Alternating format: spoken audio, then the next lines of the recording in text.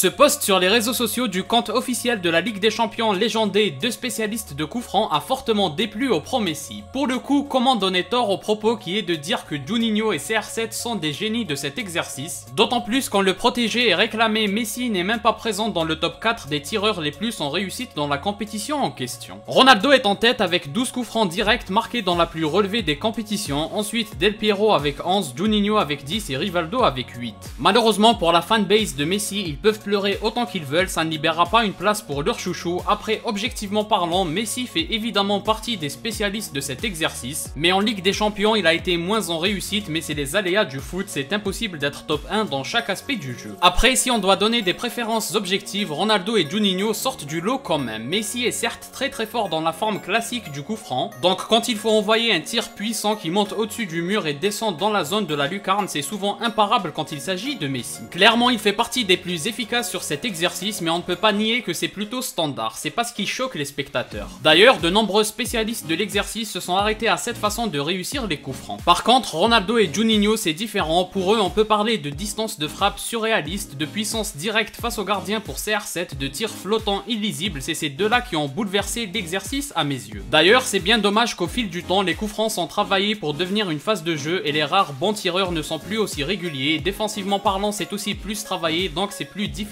pour devenir un spécialiste. En tout cas, ça fait partie des aspects de jeu où Ronaldo est indiscutablement au sommet.